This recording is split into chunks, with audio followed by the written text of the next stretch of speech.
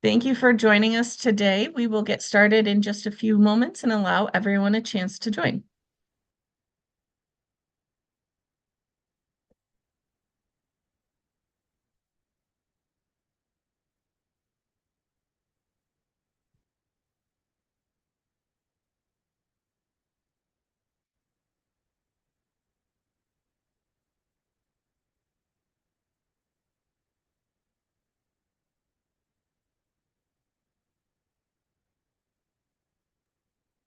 Thank you all for joining us today. We're just giving everyone a few minutes to get logged in and we'll get started momentarily.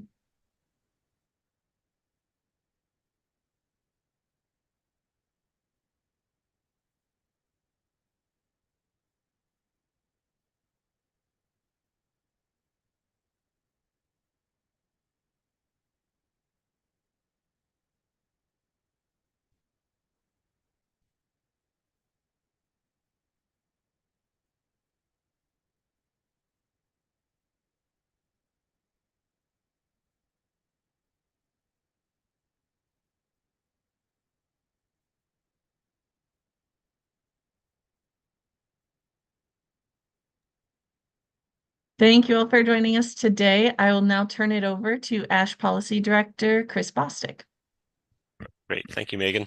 And good afternoon, good morning, good evening, everyone. Thank you very much for joining us today as we discuss ASH's key priorities and opportunities for 2024. As Megan said, I'm Chris Bostic. I'm ASH's Policy Director. Today, I'm sitting in for our Executive Director, Laurent Huber, who normally moderates, but who has been delayed and will try to join us in a bit. The global policy landscape has changed dramatically over the past few years, and as always, ASH will seek to capitalize on these changes. I think the biggest changes over the past decade for me can be boiled down to two. First is a greater increase on emphasis on human rights, on health equity, and on social justice, and then that includes an emphasis on cessation, which I think was sorely lacking for a long time. And the second is what I'll call the operationalization of our collective vision of a world free from the harms of tobacco. So in other words, endgame, or what we at ASH call Project Sunset. We will have short presentations from our team members on ASH's most crucial undertakings in 2024, followed by a Q&A discussion. Please submit your questions and comments using the Q&A button at the bottom of your screen. Okay, so without wasting more time on the warm-up, let's get to the issues. Since I'm already talking anyway, I will start with Project Sunset. So two opening remarks about Sunset. First, back in 2019, when two cities in California voted to ban all tobacco sales, we had high hopes of a landslide effect there and across the country. But then just a few months later, COVID hit, and the resources and attention of public health understandably shifted. So it was all hands on deck for COVID. But as we find COVID increasingly in our rearview mirror, I think 2024 will see that momentum come back. And then second, we are in the midst of the first major tobacco industry counterattack on endgame policies, which is a sign that they are scared and that endgame is working. 2024, I think, will be a pivotal point in the fight with the tobacco industry and the fight over whether or not governments can and should end the sale of tobacco as opposed to mitigating it. So let me jump into some of the specific things we're looking at on endgame in 2024. First, as you know, Brookline, Massachusetts was the first city in the United States to pass a tobacco-free generation law. So basically anyone born this century cannot be sold tobacco in Brookline, and that is in effect. So there are now 24-year-olds in Brookline who can't legally be sold tobacco. Of course, the tobacco industry sued right away when they passed this law, and they lost. The judge threw out the case on a motion to dismiss, which says that the industry's case was worthless. They appealed anyway to the state Supreme Court, and that hearing happened on November 6th, and we expect the court's decision to come down in the next few weeks. The reason this is important is that there are a number of other towns in Massachusetts that are looking to follow. Several have already had hearings on it, and we believe that there are maybe 6 towns that will follow immediately once they're sure that it is legal in Massachusetts to move forward on tobacco-free generation. And just to note, there's nowhere else to appeal this. The question is on state law, not federal law, so they can't go to the Supreme Court. This will be the final decision on tobacco-free generation in Massachusetts. That also means that it doesn't have a tremendous impact in other states, since it is a very specific Massachusetts issue. Second, I think in 2024, we can look for the first big country to put a tobacco-free generation law into effect, and that's in the United Kingdom. Last year, the Prime Minister announced that he was in favor of tobacco-free generation, and that is a Conservative Party in Britain. The Labour Party has also said that they are in favor of it, and King Charles himself brought it up during his annual address to Parliament in October. So that would be huge to get that big example of a tobacco-free generation, an endgame law going. Then moving over to Malaysia, there was a hiccup last year in their efforts to have a tobacco-free generation law. There was some question as to whether it violated constitutional law. The picture here is of the Minister of Health in Malaysia, who is still pushing to have this happen. So it's not dead. We do expect it to come back up this year in Parliament. And then moving down on the slide there, the European Union has set up a task force to discuss tobacco-free generation at the whole regional level of Europe, and Laurent sits on that task force. So we expect there to be some movement this year. The past year, it's been discussions, but I think now they're into the point where they're discussing action, like what would come next in that undertaking. And then on the bottom of the slide, I just wanted to point out that there is a new Center of Research Excellence on Achieving the Tobacco Endgame in Australia. This is the first academic organized effort that I know of in the world that focuses entirely on tobacco endgame. And in fact, the world's first PhD thesis is now underway on tobacco endgame in Australia. Moving up to the top right, I'm going to be talking about this a bit more later, but we have the postponed Conference of the Parties of the FCTC coming up in just 3 weeks. And for the first time in history, endgame is on the agenda. And then moving down, FDA has announced its plans to propose a rule for getting rid of nicotine in cigarettes, at least reducing it to the point where it is non-addictive. There hasn't been a lot of movement yet, but I understand there have been discussions and gathering of research within FDA. So hopefully in 2024, we will learn more about the timeline and the plans for that. And then finally, New Zealand. As many of you know, they passed the world's strongest endgame laws 13 months ago. And then in December, a new government came into power, a right-wing government that vowed to get rid of those endgame laws.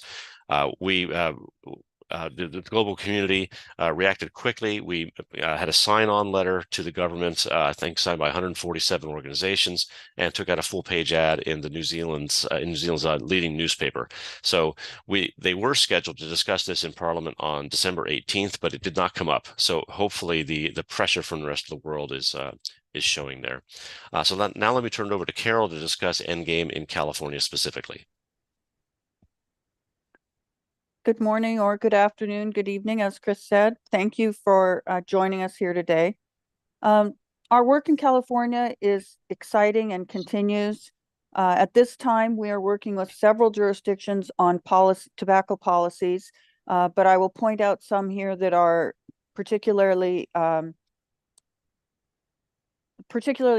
at this time. So we're working with the Santa Rosa, County of Santa Rosa. They are implementing a tobacco retail license that will eliminate all loopholes and be stronger than all of our state laws. In Fresno County, they're doing the same thing. Really exciting though, we have 3 areas that are working on a full sales ban of tobacco. That is the City of Albany in Alameda County, the City of Sacramento in Sacramento County, and Hermosa Beach in Los Angeles. So those areas are moving along rather quickly, and we hope to see some good progress for them in 2024. Because we are a statewide media and communications technical assistance provider, we develop a lot of media and communication resources. And at this time, we realize that there's a great need for us to be translating these resources into other languages. So we're going to start by investigating what materials would be best suited for translation into Spanish, and then work for further efforts to translate into other languages. Our Tobacco Endgame Matters podcast is very well received, and we're excited every time we have a new podcast to post. We have 2 of them we'll be posting very shortly. One is on tobacco endgame policies in sovereign governments, tribal governments, and the other is on the interrelatedness of substance abuse, mental health, and tobacco. Look for those on our Tobacco Endgame Matters page on the California ASH website. We have a few trainings that folks are very excited to attend. One is our Becoming a Successful Presenter, and the other is something we call just Endgame 101 that we tailor for jurisdictions when they request it. We're hoping that we can expand on these and add, for instance, a part 2, which will be more intensive and more advanced for those who would like that. We also have the ability to help certain jurisdictions with paid media towards their endgame efforts. We direct this typically to folks that are working on strong endgame policies and have helped 3 jurisdictions so far achieve media outreach and communications activities. Perhaps you were a attendee in our tobacco endgame policy and advocacy course that launched at the end of 2023. We will be, the course is now open, but we will be reinvestigating how to provide our live discussions for those that are attending the course at this time. We anticipate having live discussions every other month for those who are taking the course at their own speed. And lastly, what we really love to do is respond to direct requests from jurisdictions on whatever TA needs they need. It is very exciting for us to go into different areas and different activities that we can do to help folks. And so I continue to ask for folks in California to request technical assistance, and we'll be able to respond to that. And for those of you that are not in California, all of our resources are still available to you. Everything that we do, we can give to you, and in some cases, we may be able to amend them to meet your needs.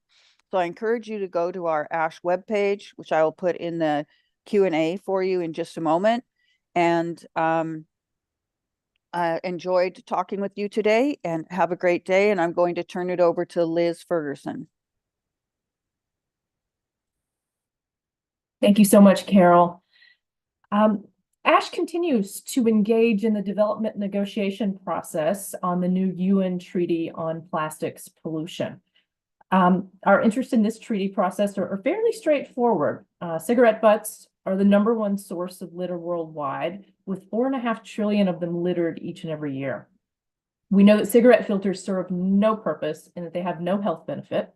So therefore, we must ban all non-essential plastics, i.e. cigarette filters, without cleanup or questionable recycling schemes. We must also ensure that in addition to just filters, all plastic tobacco product waste is included in this agreement. So then ASH, along with our partners at the Global Center for Good Governance and Tobacco Control, or GGTCs, we know that will continue to serve as conveners of the Stop Tobacco Pollution Alliance. We have our logo here on the slide, and please follow us on our website there if you're interested. So again, please check our website, follow and share our information that we release on our various social media networks for updates on our work and how you can get involved with this new plastic treaty. Also, please be on the lookout for the blog that we publish during the negotiations so that everyone can follow along with the progress on our interest in this process with regard to tobacco product waste.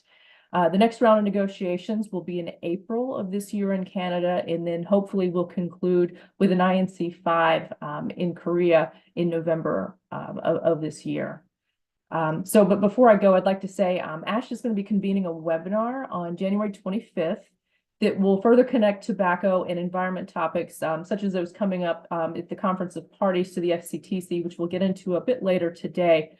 But the webinar itself will be on how these two agreements, the FCTC and then the Plastics Treaty, may be able to work in tandem towards our collective goals. And I believe that we're going to share the sign-up link to this webinar in an email later on today. So certainly please stay tuned for that. And that was short and sweet, but thank you so much all for joining us today. And that's all for me. And I will pass it over to my colleague now, Nichelle Gray. Thank you so much. Thank you, Liz, and hello, everyone. Today I'm going to briefly talk about our tobacco industry lobbyist and lobbying firm tracker tool, and also mention the next iteration of the U.S. Tobacco Industry Interference Index report. So for those of you who are new to our webinar series or aren't familiar with this tool, We started the project back in 2021 with a partner from the Oklahoma Tobacco Research Center. And this tool is essentially a database of information on tobacco lobbyists and lobbying firm registrations for a particular year. You can also find data from previous years of our research to see how these totals fluctuate over time. The tracker covers all 50 US states and DC, and the data is comprised of publicly available information from each state's Commission on Ethics and Lobbying Division. Every state is different. You'll find in some cases states only require the lobbying firm to register versus each individual lobbyist, which is another way that the tobacco industry kind of gets around, revealing their total number of lobbyists, and obviously mask themselves from public scrutiny. So this is one reason why ASH is committed to capturing this information and helping advocates to educate their policymakers so that they can be aware of the people they're interacting with, and that the people that work on behalf of the tobacco industry. So later this year, we'll actually be launching a 2024 update. We encourage you to join the launch for that update. We encourage you to use this tool, and we also encourage you to provide us with your feedback. We've had a lot of advocates who use this tool for their own research and also alert us to any missed data. We've also had advocates suggest additional data that they'd like to see in the tracker, such as information about tobacco industry subordinates and more information about conflicts of interest. So we please encourage you to use this and provide us with your feedback. When you're on the main page, you can click on the feedback tab, which you'll find under additional resources on that tracker page. And you can see the link here on the slide. The one last thing that I will mention is that we are currently in the process of collecting data for the next US Tobacco Industry Interference Index and the Global Index reports. Again, if you're not familiar with these, ASH has been collecting this data since 2019 for both the Global Index and our US report. And these reports basically measure and rank the level of interference by the tobacco industry in the United States. And they're based on indicators that align with Article 5.3 of the Framework Convention on Tobacco Control, the Tobacco Treaty. So this particular article focuses on conflict of interest and threats to public health that exists when tobacco companies are permitted to influence the regulation of their own products. So the next US and global report will be released in 2025. It will include data from April 2023 through March of 2025. So we're encouraging advocates to submit their observations, any news articles, and any other relevant information that you can that you find that we can include in this report and help us rank the US. We'll be collecting the data for the next 15 months. So there's plenty of time to submit information, and I've placed my contact details on the slide here. So with that, I'm done, and I'll hand it over to Kelsey. Thanks, Nichelle. Thanks everyone for joining us today, and Happy New Year. I'm going to go through a couple of our programs. The first one is our liability program. As I'm sure many of you know, we've been actively involved in the lawsuit against the FDA for their inaction on menthol cigarettes. And unfortunately, we are still waiting on a rule. We had hoped it would be out at the end of 2023, which would have been, last year's update, but we have not had one yet. So we are continuing to call the FDA to move quickly on that topic. We are participating in a menthol funeral rally that the African American Tobacco Control Leadership Council is hosting in DC on January 18th at 10:30 a.m. happy to share the link with anyone who's interested in joining in that. AATCLC is our partner plaintiffs in the lawsuit against the FDA, and we're excited to support their efforts to draw more attention to the menthol ban. In addition to our work against the FDA, we also continue to look for other opportunities for proactive litigation and for just general opportunities that we can use our expertise. And one place that we are looking forward in 2024 is human rights cases. We continue to pursue criminal liability against the tobacco industry and are hoping to find some prosecutor who's willing to take that on. We continue to leave the door open for other civil opportunities, and we review parallel issues and precedent-setting cases that are important to tobacco control. Examples include environmental litigation, opioid cases, cases against food corporations, and lots of other different legal issues that can arise that could impact our work. Chris mentioned COP, the Conference of the Parties. We're going to do some work there, and I'll mention that further later. But before we leave the FDA and liability, I wanted to draw attention to the court case coming out of California. It's clearing the way for states and localities to take action on menthol, and we will continue to encourage our partners at those levels to take action on menthol themselves, because this is a great opportunity, and there's no reason to wait for the federal government to do it when states and localities can do it themselves. Okay, next slide, please. Oh, I'm sorry, one last thing. The FDA, when we do finally get a rule, we have a placeholder webinar sign up already set up. So we plan to discuss the rule as soon as it comes out, but you're welcome to sign up for the webinar now. We obviously can't tell you when it is, but you will get a notification about it. So I see that Nichelle put the link in the chat for us. Thank you very much. Next slide, please. So I feel like I say this every year, but I think 2024 is going to be a big year for our human rights program.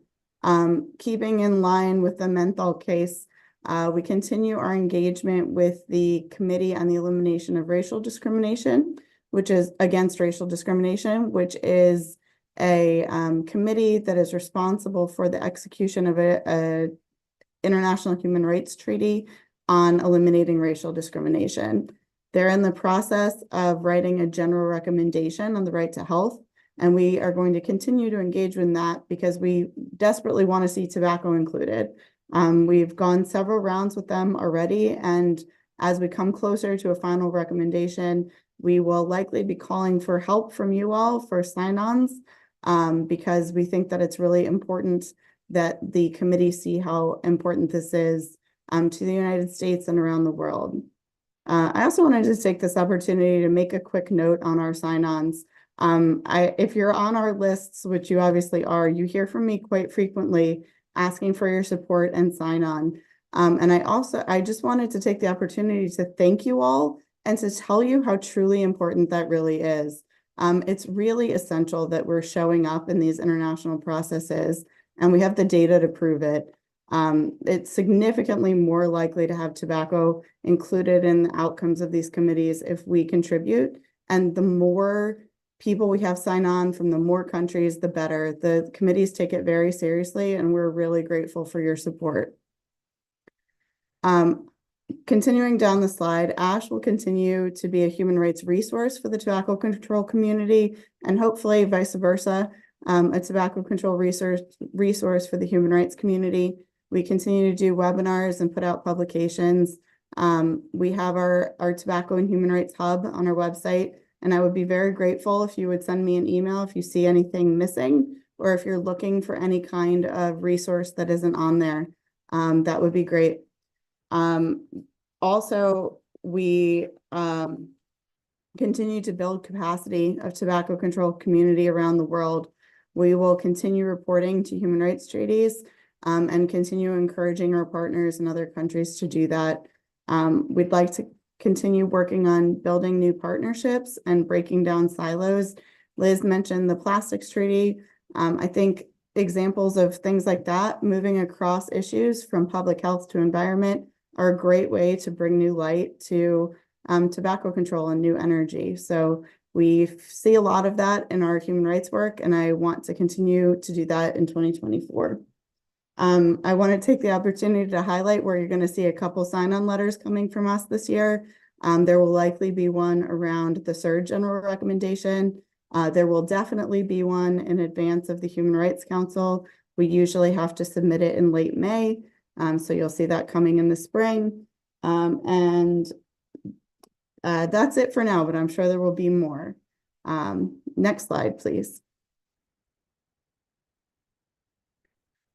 I also wanted to take this opportunity to mention something exciting that's happening at the UN level this year. The UN is taking the opportunity to step back and review all of its policies and sort of inner workings.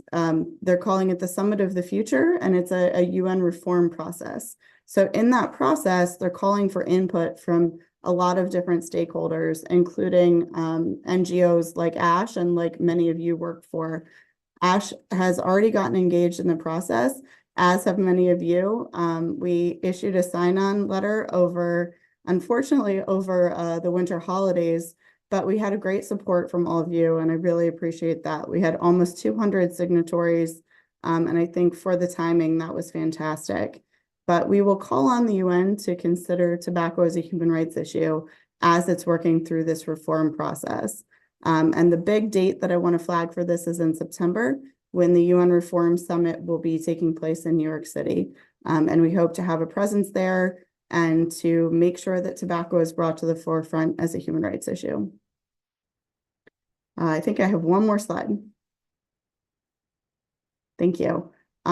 Several of us, ASH staff, have mentioned the Framework Convention on Tobacco Control's Conference of the Parties. I'm sure many of you know this was supposed to be a 2023 agenda item, but was rescheduled for 2024. So this is something that will be a big part of our work this year. ASH is leading several task forces, including one on human rights and on Article 19, which is on liability, like I just mentioned. There are decisions that are up for vote on both of those topics. We hope to see a human rights decision and an Article 19 decision come out of this COP. And I believe we're planning a webinar. We don't have a link yet for you, but we are planning a webinar after the COP to update all of you, especially our US colleagues who aren't as engaged in this process, on the outcomes of the COP. But I want to hand it over to Chris to talk about the other issues at the COP. Great. Thank you very much, Kelsey. So the COP has, as Kelsey said, there's a lot of things going on at the COP that ASH is involved in. Kelsey, you stopped with Article 19, right? Yes. Okay. So on Article 18 is on the environment in the FCTC. It's a very short article without a lot of text to it. But it is something, of course, that we're trying to use to connect connect tobacco to plastics and other environmental concerns around the world. And there is a draft decision from Brazil that's, and I believe it's co-sponsored by Panama and Ecuador, that is on the table at COP, and there will be a side event there as well. So we'll have several asks. One of them is to, of course, pass the decision, but also we're really urging government delegations at the COP to talk to their delegations that are going to these plastics pollution treaties, because I think that's the best way we know to ensure that tobacco product waste is on the agenda there as well. Then, of course, there's Article 5.3, as there always is at COP. This is the article about tobacco industry interference. It remains an important issue every single time. There is infiltration of the tobacco industry at COP proceedings, mostly through government delegations, which is something that the Secretariat can't really do anything about. And then finally, and this is the one I mentioned earlier in my sunset talk, Article 2.1 is on the agenda for the very first time. This is an article that even if you were familiar with the FCTC, you might not know about, and I certainly hadn't thought about it for 15 years when it popped back up. This is the article that urges governments to go further than the specific obligations in the FCTC. And so I call it the endgame article. Canada requested that it be put on the agenda, and they also have a draft decision that will call on the COP to form an expert group to meet between this COP and COP 11 to discuss ways that best practices for countries that wish to go further on in endgame. There will also be a side event, an official side event on Wednesday at the COP that Canada will speak at, GATC will speak at, and ASH will speak at. And I think that I now hand it off to Megan. Thanks, Chris. So for my section, I'll be talking about communications trends with my colleague Jayme Zupo, and we just want to share some of the trends that we see in the communications space that will be really popular this year that we want to encourage all of you to use in your public health work. And so the first trend is video marketing. This is especially important on social media.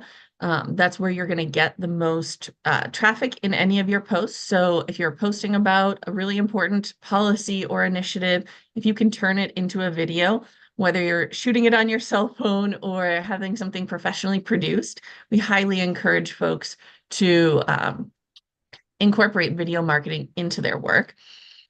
We also encourage you to focus on storytelling. ASH does this, and we welcome folks to submit their stories. We have a Why I Fight blog series.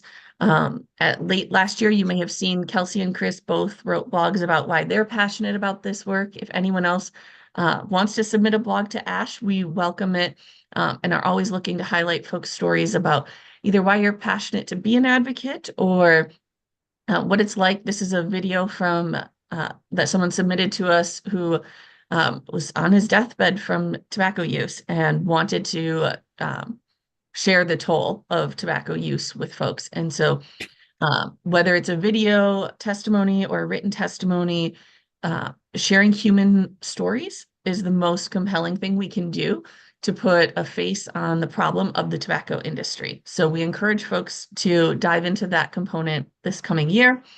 And then we also are currently monitoring and exploring ways to use artificial intelligence or AI. Jayme will talk about that a little more. These are just sort of our big overarching trends to watch for the year.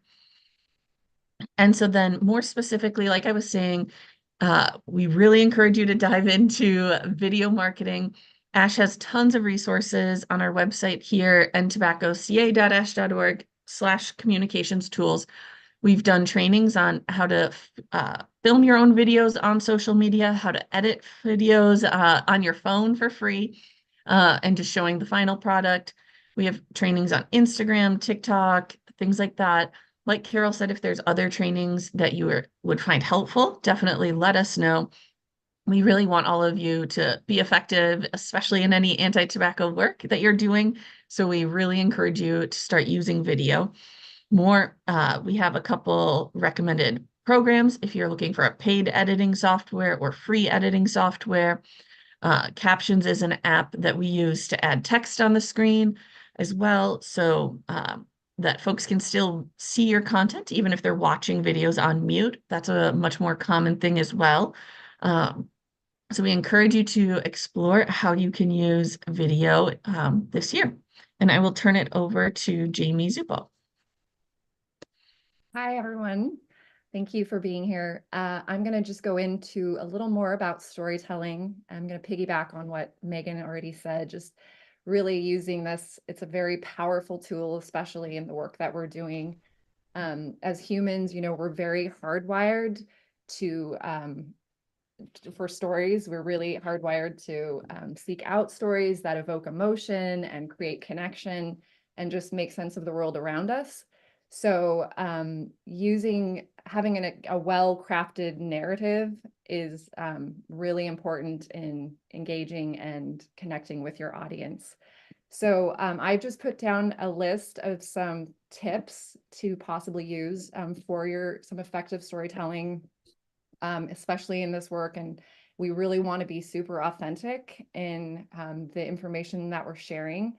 And we're going to also, I'm going to go a little out of order, but really keeping the message concise and simple.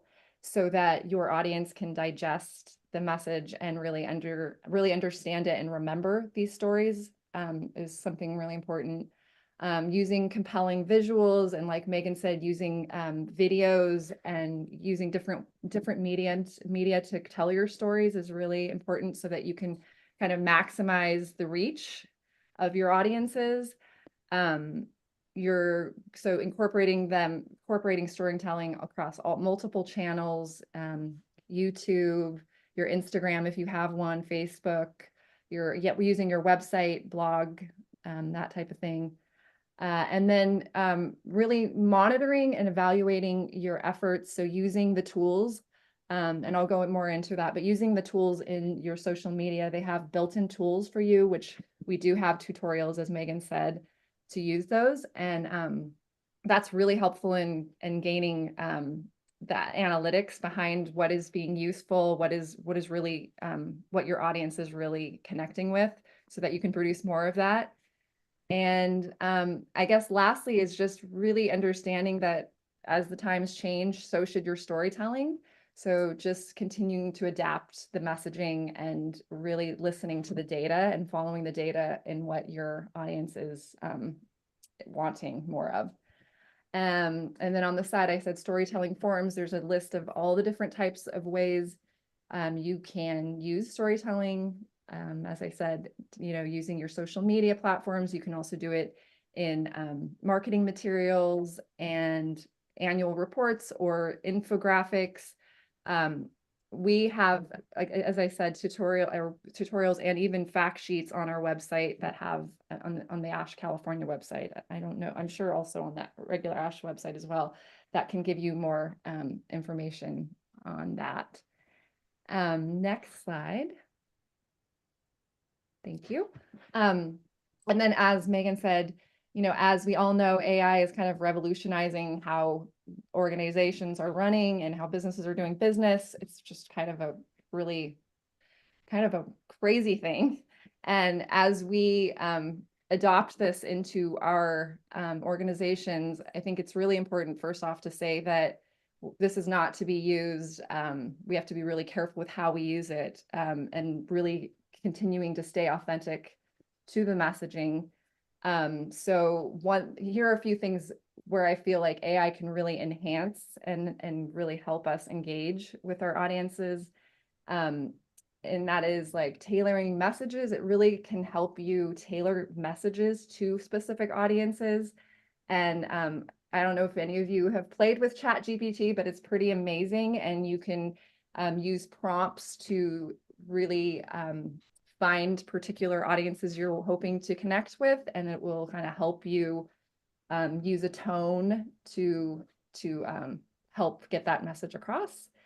It also has a remarkable way of analyzing user behavior and tailoring communication analyzing user behavior so that you can tailor communication to suit more of the individual needs. And it can analyze donor behavior, preferences, and the giving patterns. We are just kind of tapping into it now, but we will be creating some material to kind of help you guys adopt this and to hopefully help you use this in a responsible and effective way. And I think that's all I have. So thank you, and I'll bring it back to Chris. Great, thank you, Jayme. Thank you to everyone for your comments. Let's move to the Q&A, and let me start by addressing a couple of comments that were made. Let me start with David. He pointed out that England is working on a harm reduction angle, and he's correct. And so the tobacco-free generation in the UK would be more accurately called smoke-free generation, because it applies only to combustibles, and that's similar to what New Zealand did. So it's different than Brookline. Brookline and all the other towns in Massachusetts are doing all non-NRT nicotine products. And then there was a question about side events at COP10. Laurent answered it in the in the Q&A, but let me just say it out loud. There are 3 events that ASH is involved in: the Article 18 side event, Article 2.1, and Article 5.3. So we're going to be fairly busy at You forgot human rights, which we're hosting. Sorry, human rights, which we're actually hosting. So there's 4. There's 4. So if you have questions, please pop them into the Q&A. We have a few there now, which I can start with. First from Natalie: are there any initiatives targeting e-cigarette waste? The environmental toll of disposable e-cigarette devices could rival that of combustible cigarettes. Yes, the short answer is yes. When we are involved in the plastics pollution treaty negotiations, we use we talk about cigarette filters, but in all of our documents we include single-use vape products because that is a big problem and a growing one. And sorry about that, a little distraction. The additional problem with vape waste is that they're connected to batteries, and that's a whole new problem for the environment. It makes it even more difficult to find some way to recycle them because we have to remove the battery from the plastic, and of course that's toxic to the person doing it. So it's a whole nother level of things. And I do urge folks at the state and local level of the United States, especially there were 4 bills last year on tobacco product waste, and if you're working with decision makers on crafting bills, please have them include vape waste when they're talking about whether to ban filters. And then we had a comment from Shannon Gravely about the ITC project and their work in finding out the smokers' belief, people who smokes' belief in the effectiveness of filters as a health issue. This is, of course, vitally important. There is no health benefit that's been proven, but the tobacco industry has spent 70 years now, more than 70 years now, convincing people that they were put there for the health of their customers. So I look forward to that research coming out, Shannon. And just an anecdotal story: when we went to the first plastics pollution treaty negotiation in 2022, we spent a lot of time talking to environmental groups in an effort to get them to adopt our issue. And I was shocked. I should not have been shocked, but I was shocked because I hadn't thought about it, that they all thought that filters were necessary, that they wouldn't fall under the unnecessary plastics category because they had also been led to believe that they made cigarettes safer for the user. So we have a lot of work on that to do. It's going to be very difficult to push for TPW laws as long as that belief exists out there. And then a quick comment from Gordon that they need a lot of leeway time up front for sign-on letters. We absolutely hear you. We know that. The last 2 that have come out from ASH were more truncated than usual.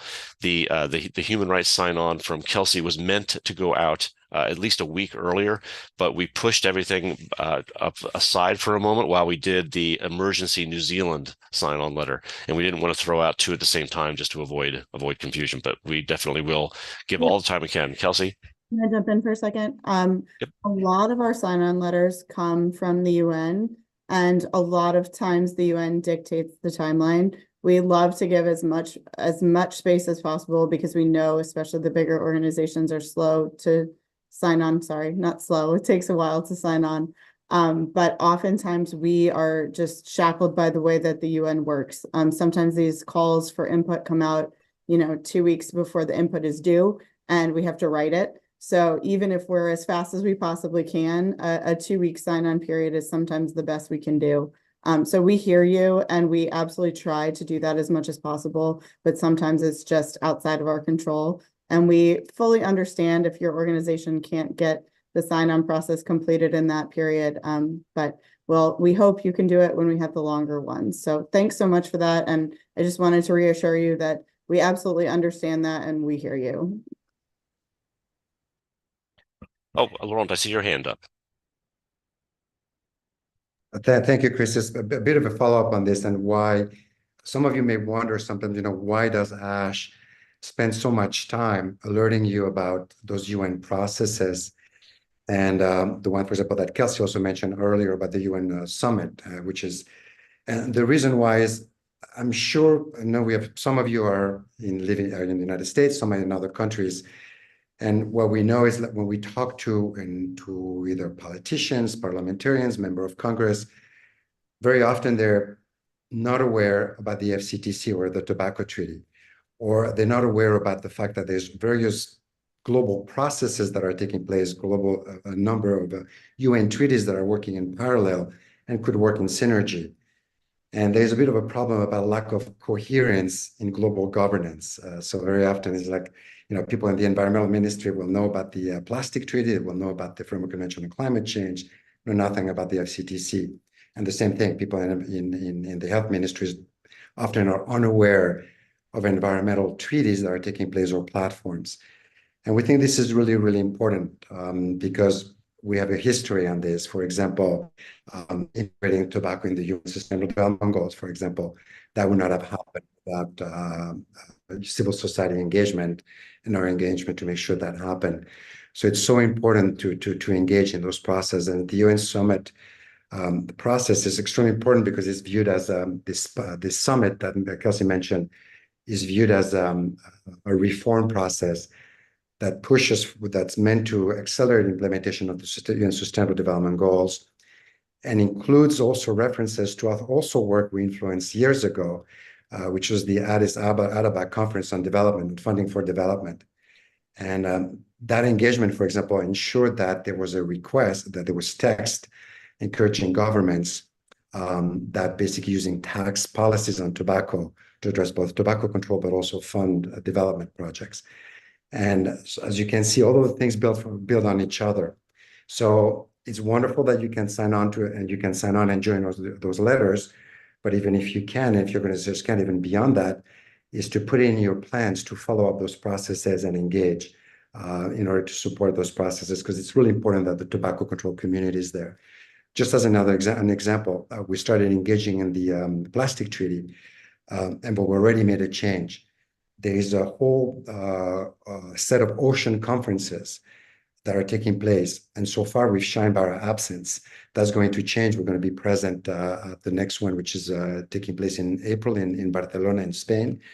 But that will provide an opportunity, for example, to make sure that we can raise awareness about the environmental issues.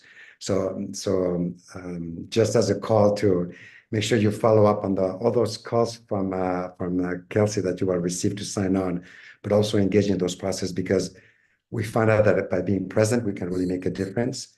And as Chris pointed out, for example, even the environmental groups now are taking on our positions, which can really be beneficial, and we can work in synergy with them and be complementary to each other. Great, thanks, Laurent. We have a couple of questions from John, and I'll put them together. The first is there information on how much plastic is showing up in the human body from cigarette butts, and what could the toxics be doing to us and unborn children? The short answer for me is there is some out there, but I think that's an area where we need a lot more research. There have been a couple of articles that have come out recently, not on tobacco product waste, but just plastic waste in general, and the impact on human health.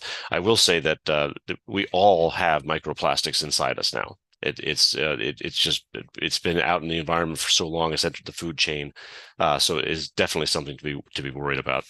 And then his second question is, how much do people know this problem is not just a health problem, but a climate change one too? Again, I don't know, but I suspect there's almost no awareness of that. But let me throw both those questions out to the rest of the ASH team and see if anybody has anything to add.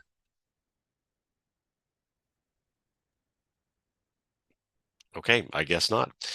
Next question is from Lazarus. Chris, because I'm sorry, can you repeat it?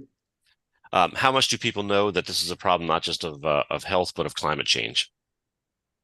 I would say sorry. Go ahead, Liz. No, I was just going to say that's a very important point. Thank you for raising it, and that's part of our discussion here. There's only eight of us here at the ASH team, and we're working within our own networks. But the strength of our messaging really comes from all of you, and so continuing to share that information, share that messaging, at the global level is very important. But also, good change also starts at the hyper local level. So sharing our information, if you need the data, if there's anything we have access to, certainly don't hesitate to reach out to us. We'll be happy to put the information in your hand, potentially join you at meetings, that sort of thing. But sorry, Laurent, I think I may have jumped in. Thanks, Liz. And so basically, I think you're right. There is not much knowledge, but it's increasing, it's changing. And we've seen a change. So for example, just in the last year and a half, for example, earthday.org took on our position on cigarette filters and other groups. So I think we're making progress there. And just on the 25th it will be 9 a.m. Eastern Standard Time. We will have a webinar in collaboration. You'll hear more about this probably a little bit later. We'll have a webinar on the issue of the environmental impact of tobacco, as well as the Article 18 on the FCTC, which is the one that deals on the topic of tobacco and environment. And we'll have this in collaboration with the Center for International Environmental Law, with the Brazilian government, et cetera, et cetera. So there's opportunities to as Liz says, for us to advocate and to educate the entire global community that basically when it comes to the environment, this is a low-hanging fruit because was it over 80 tons of CO2 emissions, 5% of global deforestation due to tobacco production. So those are not insignificant environmental impacts, and really they should be the low-hanging fruit for governments. It's much harder to deal with, obviously fossil fuels because people are using them for other issues, et cetera, et cetera. So in terms of tobacco, we should really promote to the environmental groups also that really this is a low-hanging fruit. That if we're not able to deal with tobacco within the environmental context, then we're it doesn't bode very well for the other bigger environmental issues that we're dealing with. Thanks, Liz and Laurent. And before I move on, I see there's an additional comment from John about working on these problems in Long Beach. John, I'm sure you're aware of this, but just so everyone else is, the issue of endgame also comes up in the context of TPW in your area. And Manhattan Beach, of course, has banned all tobacco product sales, and that effort was led by the Surf Riders. It was actually an environmental group that led the charge on that. And so we need to remember that when we're talking about tobacco product waste, yes, we can pass bills that get rid of filters and disposable vapes, but we can also just get rid of tobacco products altogether, which will also solve the environmental problem. Next question comes from Lazarus. Could you talk a bit more about Malaysia's effort for a smoke-free generation? Are they working on another bill to bring this up this year? Lazarus, I wish I could give you a better answer, but I actually don't know. I believe it is somewhat in flux at the moment. There is a possibility they will pass the larger tobacco law without the smoke-free generation in it. So I'll have to wait and see. I just don't know where they are at the moment. Sorry, just reading through some of the from Philip, due to recent reports from several tobacco control organizations regarding tobacco prevention funding at the state level, why is the CDC recommended levels there are never or rarely met except for Maine? How can we educate our government leaders that more funding should be used for tobacco prevention and tobacco control objectives? And this is an extremely important question.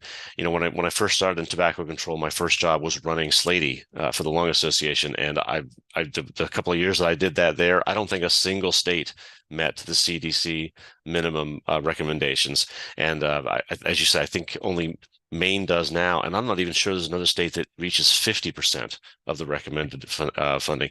In terms of how do we change that, we have to get decision makers to understand that this isn't a cost; it's an investment, and that it's gonna save money in state budgets, even in the medium term, and certainly the long term. So it's a pittance compared to what they bring in tobacco excise taxes. So. I think that's the main handle, but it's an unfortunate situation. Anybody have anything to add from Ash on that? I do. I'd love to see states using this cross-silo approach to use more money. We're talking about environmental issues that also impact tobacco and broader public health issues. I think that this might be part of the solution. If the environment is maybe more sexy than tobacco control right now, maybe they can spend the money on environmental bills that also deal with tobacco. Yep. Thanks, Kelsey. We have a comment from Amos about the fact that in the United States, for criminal prosecution of the tobacco industry, district attorneys have that power. And we're aware. We have talked to several district attorneys. It's always on our radar. It's just difficult to get a prosecutor to be the first one to call the tobacco industry out for murder, basically. So we will keep pushing. And so I'm just getting down to some others. Let's see, from Brad, what advice does the panel have to combat the tobacco industry pushback against flavor and menthol bans in our communities? And I won't read the rest of the comment, but I think that's an extremely important question. One thing I wanted to bring up anyway is that the fact that the federal menthol ban has been held up should not, even if it wasn't being held up, it should not stop local and state initiatives to get menthol banned. It's absolutely vital that we keep pushing on those, because we never know what's going to happen at the federal level. The tobacco industry is extremely important. Is important and powerful at the federal level, and there's a lot of political pressure on the White House and on FDA when it comes to menthol. Does Kelsey, anyone else have something to add? I mentioned it earlier, but there was a case out of California that just helped settle this issue. I think that the court threw out the complaint from the tobacco companies saying that that a menthol ban was not fair. So I think that, the case law is indicating that everything's pointing in the right direction toward getting rid of flavors and menthol. So we absolutely encourage states and localities to move forward, and don't wait for the FDA, as Chris said. Yeah, and that decision on Monday is extremely important. The argument that the industry has been making when it sues states and locals about this, about flavors in general, has been federal preemption. And now it's been definitively said by the courts that there is no federal preemption on flavor bans. So that should open it up to everyone in the country. Every state can do this, and the states that allow it, cities and counties can do it. Let's see, from David. We should all be working on all of the 17 goals of the UN Agenda 2023 that are affected by the tobacco industry. Totally agree. There's just, as someone pointed out, there's 8 of us, so we look to others to join us in those fights. But yeah, there's many battlefields. Yeah, so I think, thank you, David. The Summit for the Future that I mentioned, the UN reform, really gives us that opportunity. It's approached by looking at the 17 goals, and we have to target each one by one when we're giving comments. So I think that's a great opportunity for the tobacco control community to jump in on all of those goals. Sorry, Chris. No, thank you. And then we have a question from John. Is there a way for ASH to put on another meeting where we bring health, environment, and others to address these problems, all talking together and find ways for us to do a better job and working together? First, I'll just say, Megan, note that, because we are always looking for future webinar ideas. And the webinar on the 25th, of course, will at least have a strong connection between health and environmental organizations. And Laurent, I see your hand up. You just said, and this webinar on the 25th is one of the first series of webinars that we intend to do on that topic, and bringing together both environmental and the tobacco control community. And the idea is to host them and do them in collaboration with those environmental groups, so our reach can be as wide as possible. Great, thank you. I don't see other questions, and we're coming up on time, but I did want to make one more sort of general comment for everyone. It may seem that some of these, to people that work at the local level, that these global initiatives have nothing to do with them, but they really do. And we always go by the age-old mantra: think globally, act locally. And a good example is human rights and CERD. So when we're talking to the CERD Commission or to the Human Rights Council, those kinds of arguments can be used at the state and local level. And in fact, the CERD, which the U.S. has ratified, applies to the state and local level. So those arguments can be made everywhere. And I'm just going to call out Kelsey for a moment to see if she has something to add on that, because she's our guru on human rights. Just that not only can they be used, but they have been used. Our colleagues in DC use CERD arguments for their menthol ban. So we would be more than happy to discuss that with anyone who's considering a local or state ban and would like to use some human rights language. And we would be really proud to showcase the work that our partners did in DC. Great, thank you, Kelsey. All right, I think with that, I can give everybody back 2 minutes, unless there are any closing remarks from the ASH team. Seeing none, I thank you again for your participation.